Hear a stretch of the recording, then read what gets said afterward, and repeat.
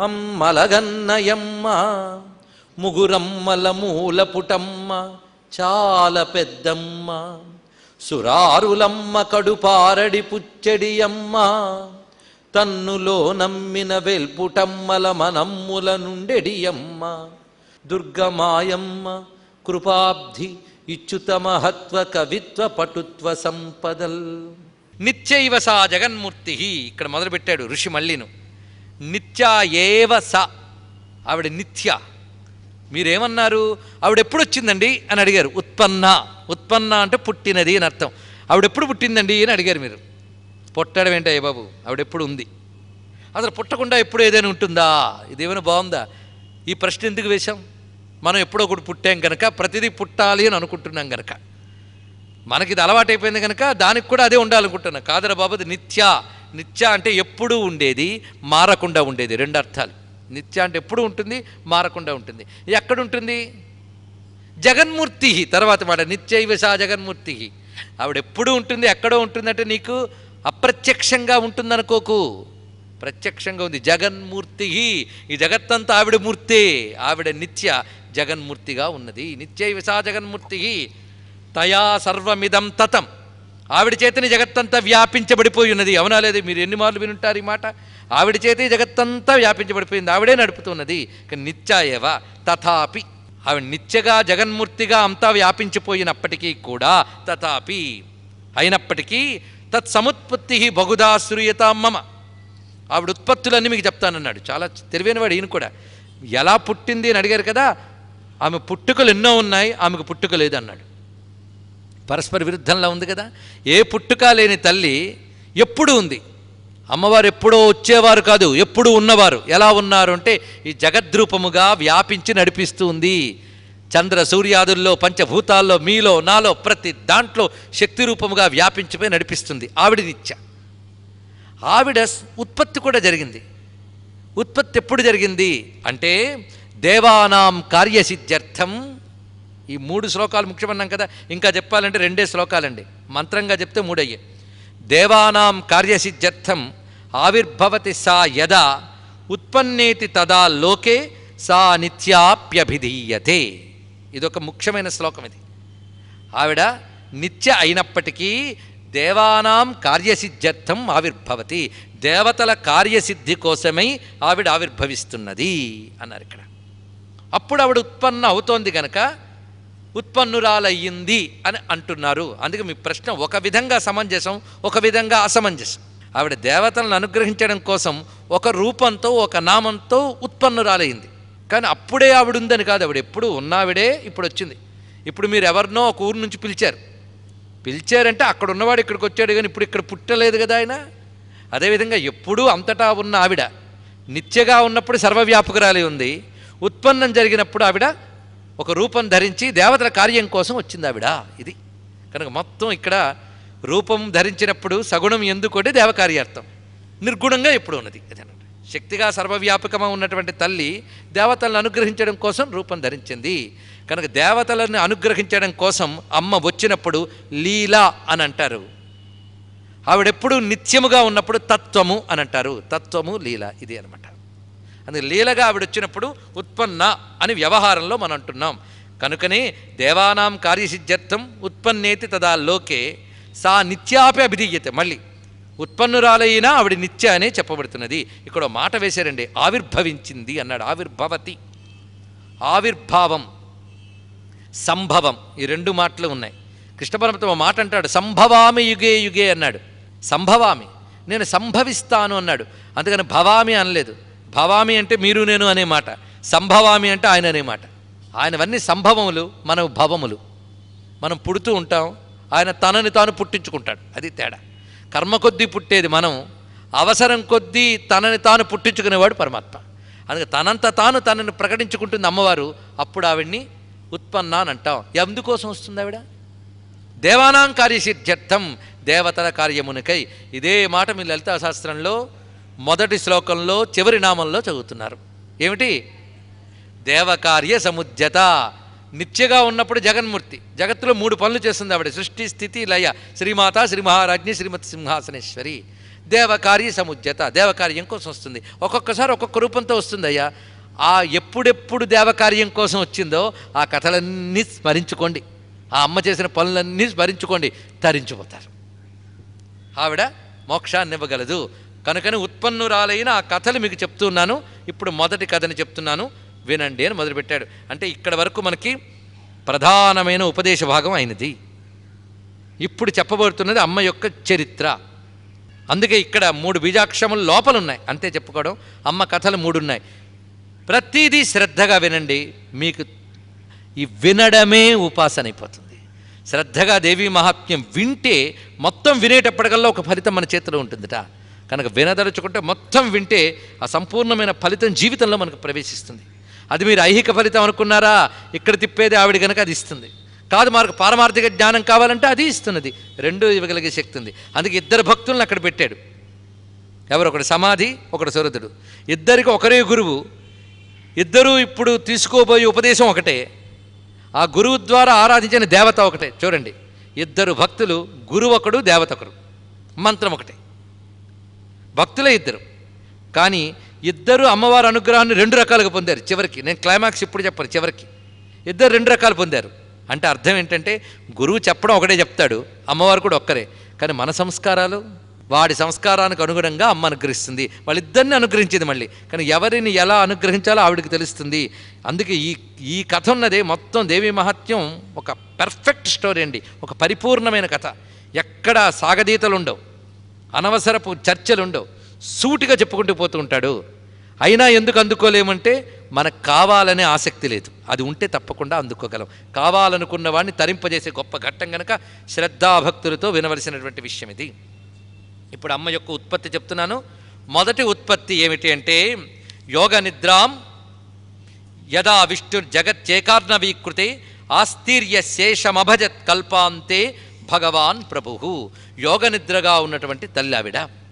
తదా ద్వావసురవు ఘోరవు విక్షాతవు మధుకైటభవు విష్ణుకర్ణమలోద్భూతవు హంతుం బ్రహ్మాణముజ్యతవు. మొట్టమొదటి జరిగిన కథ ఇది చూపిస్తున్నాడు. సృష్టికి పూర్వం ప్రళయావస్థలో ఈ జగత్తంతా కూడా ఉన్నది. ప్రళయావస్థలో జగత్తుంది అన్నాను. జగత్తుందా అప్పుడు? మరి ఈ మాట అండి, ప్రళయావస్థలో జగత్తుంది అంటే ప్రళయావస్థలో జగత్తుంది, కానీ జగత్తుంది కానీ ప్రళయావస్థలో ఉంది. ప్రళయం అంటే బాగా లీనమైపోయిన దశ. అంటే విత్తనంలో చెట్టున్నట్లుగా ఈ సృష్టి అంతా ప్రళయావస్థలో లీనమై ఉంటుంది. ఇది తెలిస్తే విత్తనం నుంచే చెట్టు కథ మొదలు పెడతాం, ప్రళయం నుంచే సృష్టి కథ మొదలు పెట్టాలి. అందుకే ఈ కథను ఇలా మొదలు పెడుతున్నారు. ఇది తెలుసుకోవాలి. మొదలు అలా చూపిస్తున్నారు. మన దృష్టిలో ప్రళయం చివరిది కదా, అటువంటిప్పుడు చివరికి చెప్పాలి కదా అంటే ఇలా ఎందుకు చెప్పాడంటే ఇదే సమాధానం. అక్కడి నుంచి మొదలుపెట్టాడు ఇక్కడ. అలాంటి ప్రళయావస్థలో జగత్తంతా జలమయమైపోయి ఉన్నటువంటి అవస్థలో ఉన్నవాడు ఒక్కడే. ఎవడు? జలమైన అవస్థలో కూడా ఉండేవాడు శాశ్వతరి నారాయణుడు. ఆయన జగత్పతి. ఆయన ఆ జగత్పతి అయినటువంటి నారాయణుడు ఉండగా విష్ణు కర్ణమలోద్భూతవు.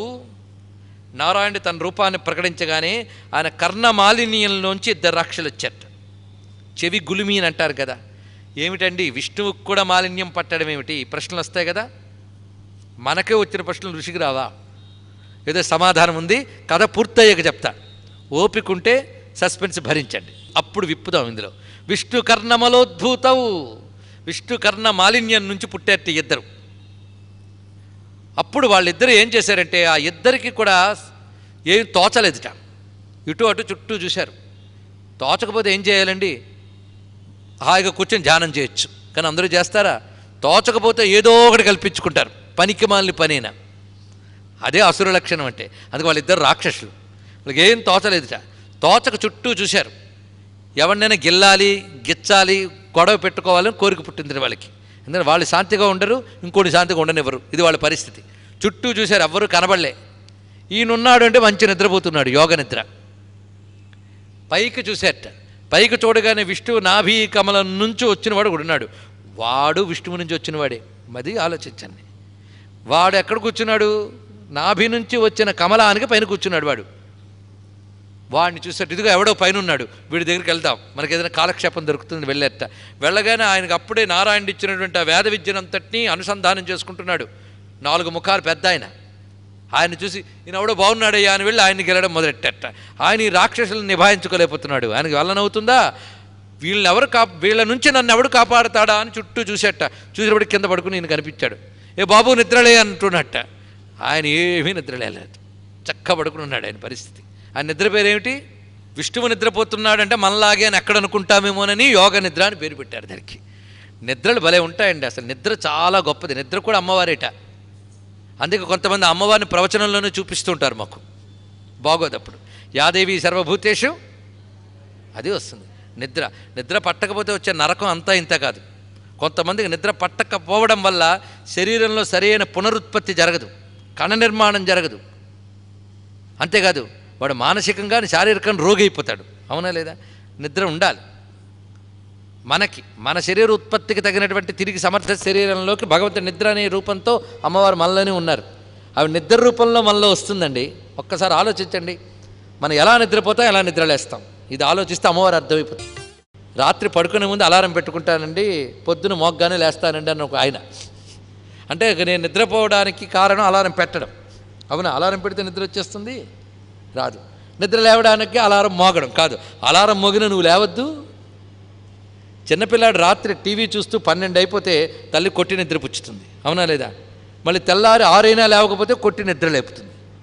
ఏమిటండి ఈవిడ? నిద్రపోకపోతే కొడుతుంది, నిద్రపోయినా కొడుతుంది. ఏమిటి అని తల్లిని అనొచ్చా? అనకూడదు. ఆవిడే నిద్రపుచ్చింది, ఆవిడే నిద్రలేపింది.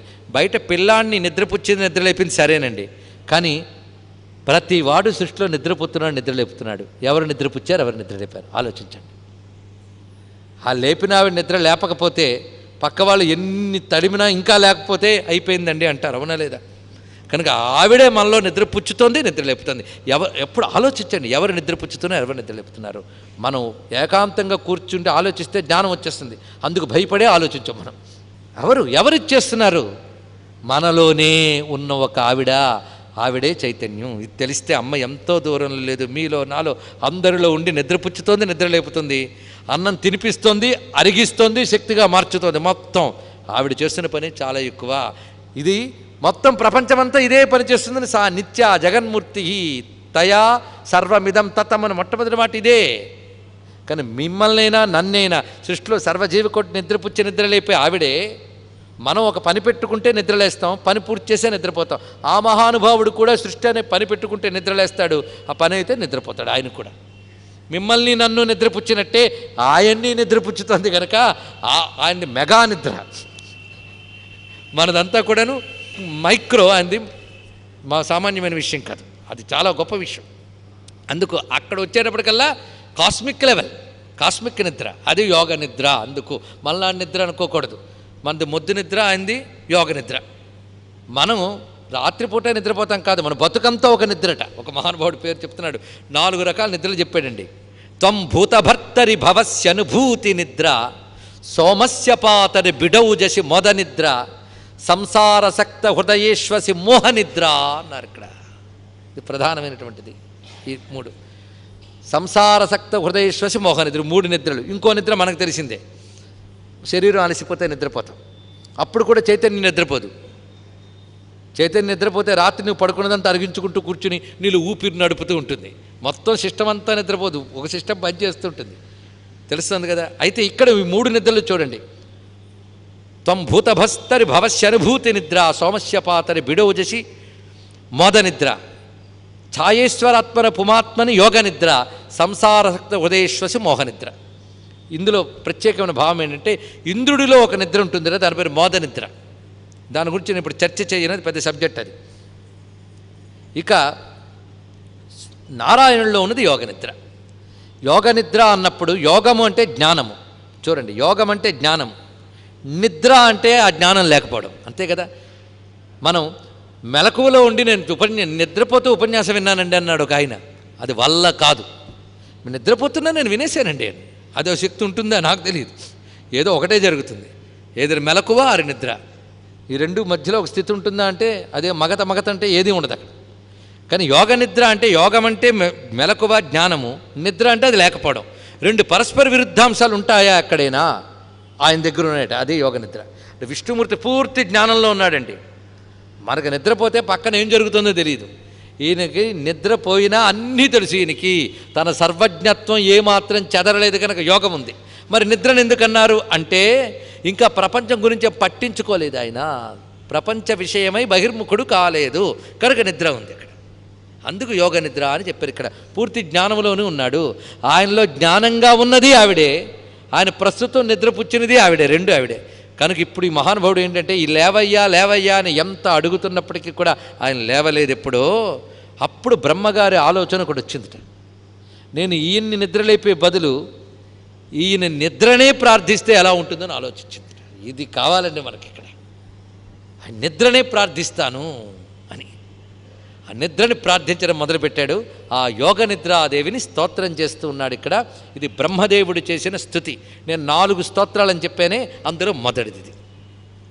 ఈ స్తోత్రం విన్నా చదివినా చాలా విశేషమే.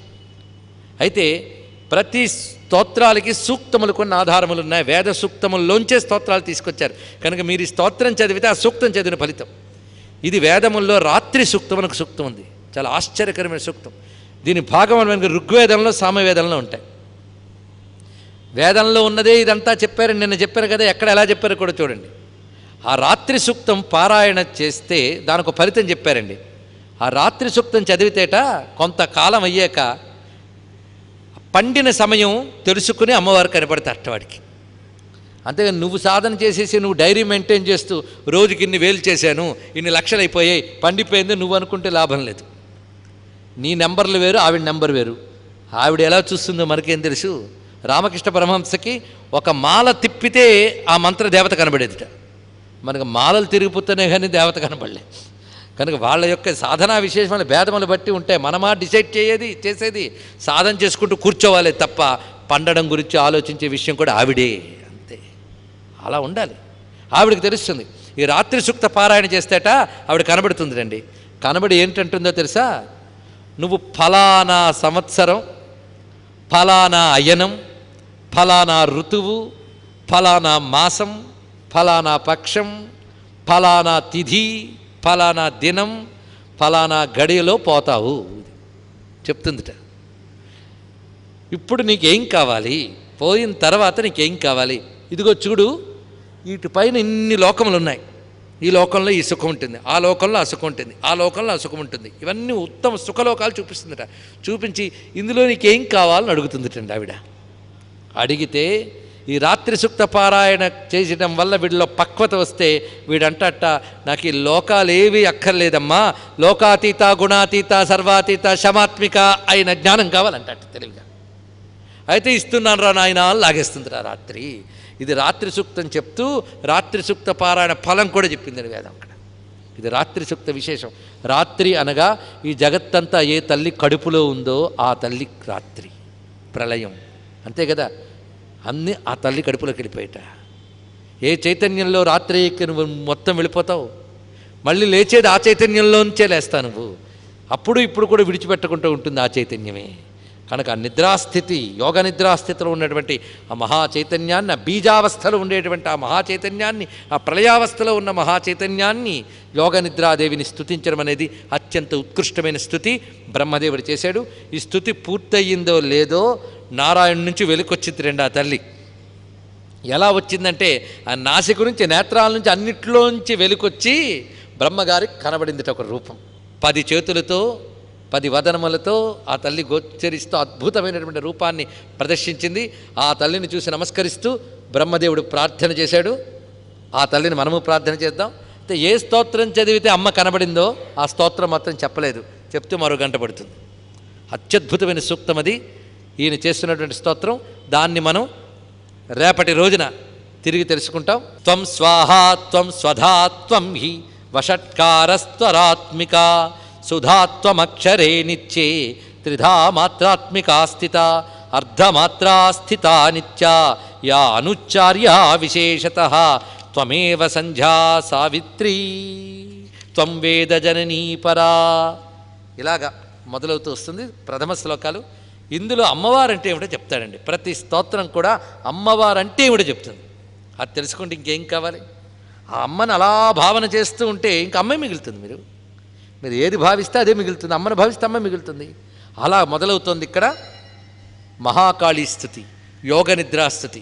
ఈ యోగ నిద్రాదేవిని మహాకాళి అని కొన్ని సంప్రదాయాల్లో మనం చెప్పుకుంటాం. కనుక ప్రథమ చరిత్ర ఈ యోగ నిద్రాదేవి, రెండవ చరిత్ర మరొకటి, మూడవ చరిత్ర, ఇంకా ప్రథమ చరిత్ర మనది పూర్తి కాలేదు. ఆ ప్రథమ చరిత్రకి అధిదేవత అయినటువంటి ఆ తల్లిని నమస్కరించుకుందాం. ఆ తల్లి వచ్చిందంటే ఆ తల్లి మోహనాశిని అయినటువంటి తల్లి. ఆ రాత్రితత్వం అంతా ఇందులో చూపిస్తాడు, అత్యద్భుతమైన ఒక జ్ఞానం. అలాంటి ఆ జగదంబని నమస్కారం చేసుకుని ఇంకా అమ్మ కథలు మొదలైపోయాయి. ఈ కథలు చెప్తూ ఉన్న సుమేధ మహర్షికి నమస్కారం చేసుకుందాం.